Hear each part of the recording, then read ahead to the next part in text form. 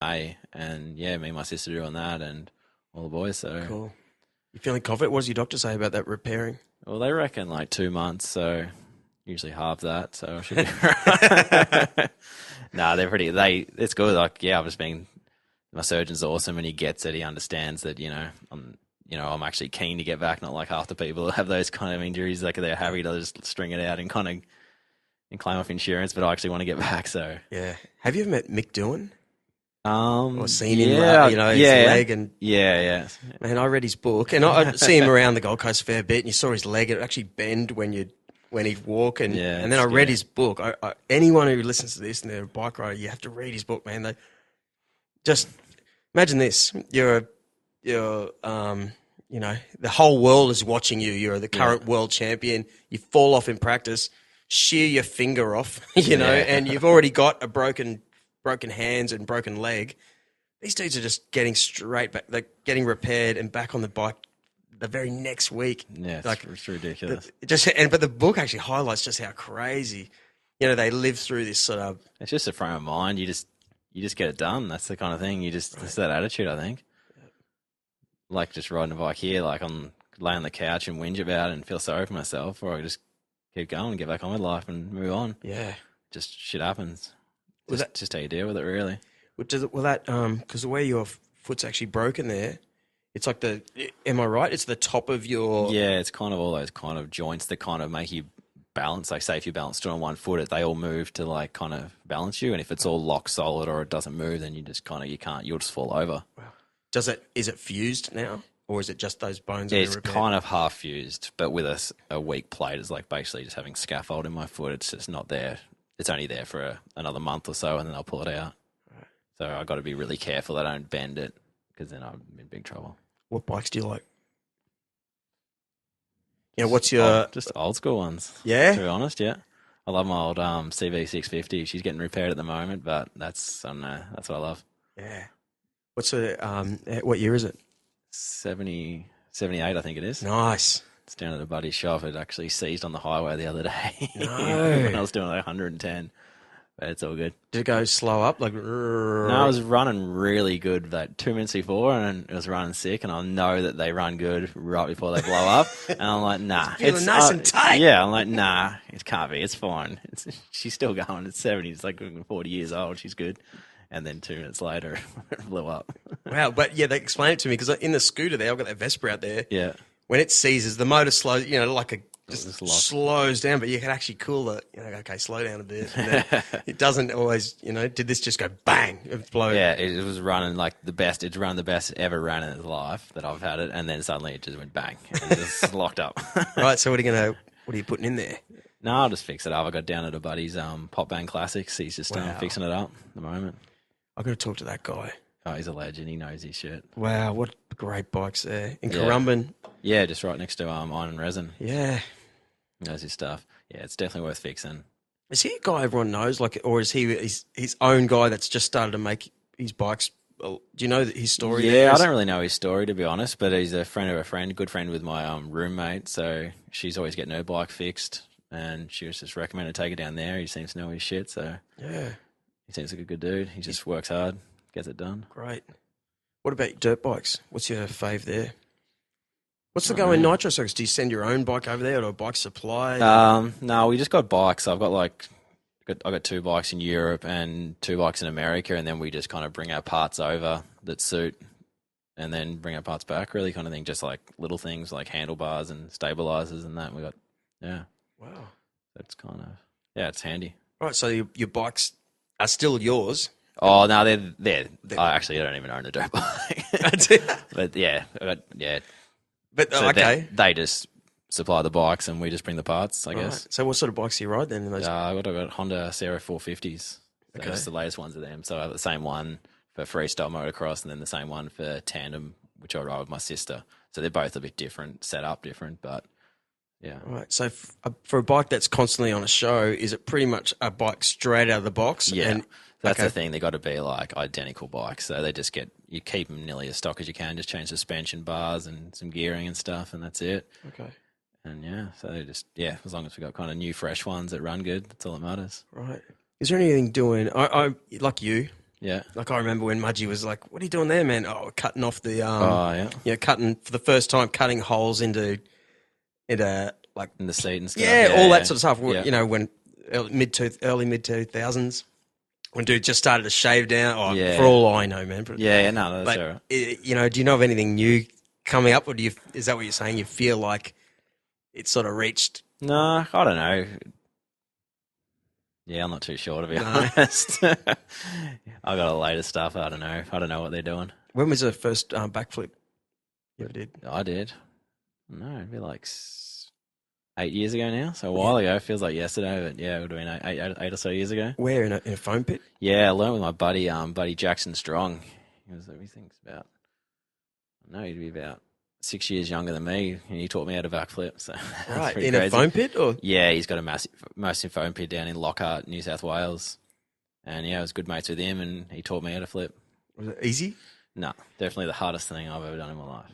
Okay, and everything now it's good because everything else now seems easy after doing that. Yeah, for sure. It's just a mindset thing. It made my life pretty hard for a while. I just could not work it out, and yeah. Got injured a lot, and just I've still done to this day. I think I've done more backflips in my head laying in bed than I'll ever do on an actual bike in real life. Interesting. Just thinking about it every night, I can still remember, and I never take it for granted that I actually learned how to do it. So I'm glad.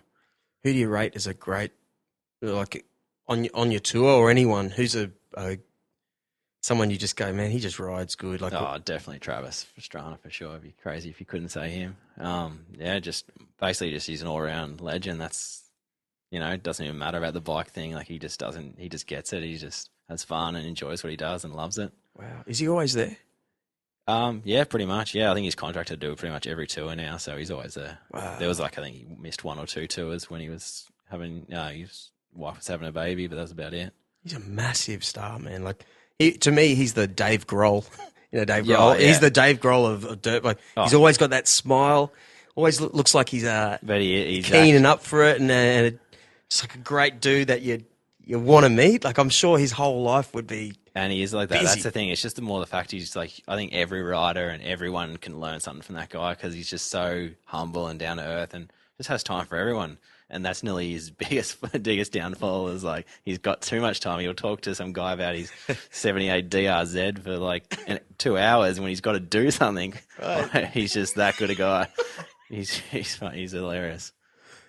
All right. Do you ever find yourself, mate, do you feel, you'd obviously feel comfortable around him and, like oh, totally. Yeah. Like, definitely was. Yeah. He's a massive, massive star. Oh, yeah. Like you could say it was a dream come true to ride with someone like that years ago, but it wasn't because, you don't dream of stuff like that. You don't think that I was just doing what I do. You don't ever think that's going to happen. So why would you dream about it? Wow. It's just, yeah, it works out. What about these Aussie kids coming up? Anyone? Yeah. Do you remember this? Like early 2000s, everyone had a lowered Hilux ute. Yeah, I can know. 17-inch wheels, a little dirt bike on the back, hat sideways, a sleeve. Have you got any tattoos? No, I got nothing. Me too, man. Put it there. Yes. I got a stupid tow truck on my toe. That's about it. But that doesn't count. It's tiny. It's stupid. But you know what I mean? Like I was Crusty Demon. I've spoken about this before with Mudgy. Yeah. He had big sleeve, and that was pretty like at the time. Like man, no one really did that. It used to be like you'd get a parrot on your arm or something. Yeah. Like Bond's AC/DC, but. No, that's the thing. I've always done my own thing. I've always not, never tried to fit into any kind of scene. Just, done my own thing, kind of thing. Yeah.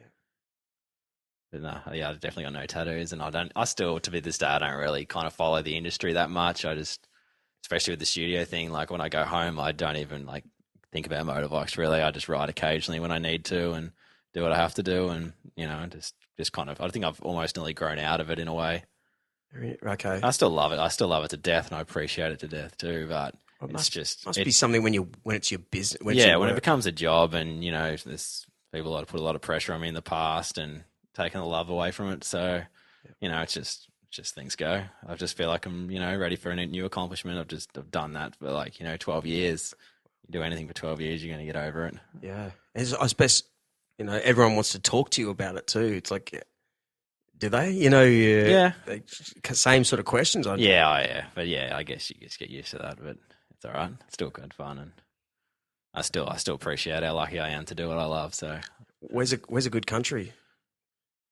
I know before this year in America, you did an American tour. yeah, And now you were just doing a European tour.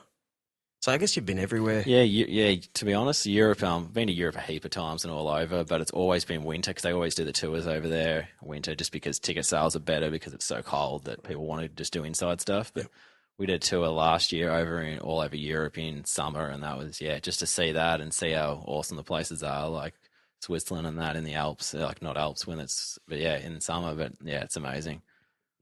But pretty much can't beat Burley Heads. That's like a holiday to come home to. I love it. Right, yeah. I love it here. Yeah. I'm originally from Melbourne, so I appreciate good weather. Yeah. Something about it, eh? It doesn't it, I gotta stop saying this every time I talk to people. I go to Japan a lot, right? Yeah. Japan's good too.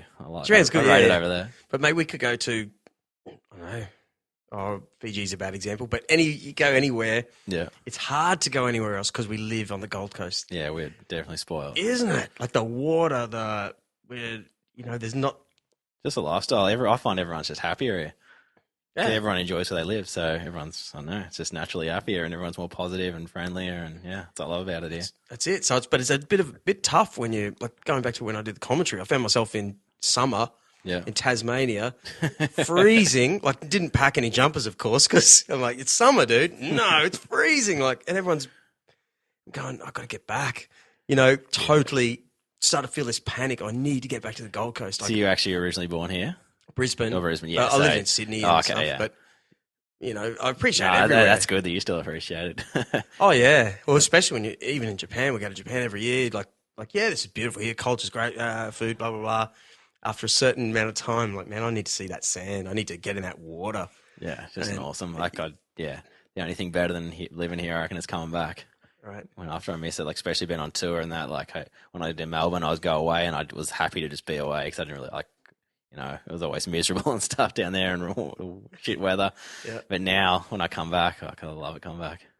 I spent, I think, 7 years racing sprint cars in Warrnambool. Oh, yeah, it's cold there. It's freezing, That is so bottom of Victoria. Oh, yeah. I've raced a lot of motocross races there and it's always miserable. Oh, like every New Year's Day we raced at Warrnambool. Like, so I track. Man, you know that track? Yeah, great track. I actually did some filming with Monster there a few years ago when Mick Doohan was down there with the sprint cars on that track. Yeah, wow, great track. Everyone loves that one. Yeah, yeah.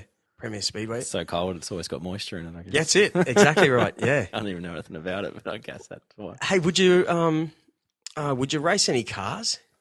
Well, do you have a do you like to race or? Yeah, definitely. Like racing was always what I wanted to do, but I was just never fast enough. I guess I think I started maybe too late when I was like 15, first bike. So I was always playing catch up with all the kids who, had 50s CCs when they were like 3 and stuff. So racing was always a bit trickier, but racing, I'd love to race road bikes, I reckon now. Because I've kind of a big scene like that at the moment. And I love that more than nearly my dirt bike. So it'd be cool to get into. Yeah. Down the track. Yeah. We need a track here, man. That's what we really do. Yeah. The Gold Coast, I remember Surfers Paradise Raceway. You probably don't. No. But it had a speedway there. It was right opposite Paul Morris's house at Carrara Markets, pretty much. Yeah. This great racetrack, And if I always say it now, I'm in Currumbin Valley, so if I want to go to the speedway, it's like an hour and a half to Archerfield, or it's an hour and a half to Lismore. Yeah, they're just killing it. Like, what can I do? That was like when I moved up here, there was that motocross track at Reedy Creek, and it was like 2 minutes from my house. I'm like, the motocross track on the lights. Couldn't believe it. It was basically why I nearly half moved here. Right. And then a year later, it gets shut down. Where's the nearest one now? An hour and a half in Bow Desert, basically, up that way. Past Bow Desert, Boona way. Okay, is that the Queensland? Yeah, something? Queensland Motor Park. Okay. Just making it harder and harder, I guess. Yeah. Unfortunately. And they wonder why the sports, no one's really kind of getting into it. It's just because they're making it so difficult for kids to get into it and kids to ride and have fun.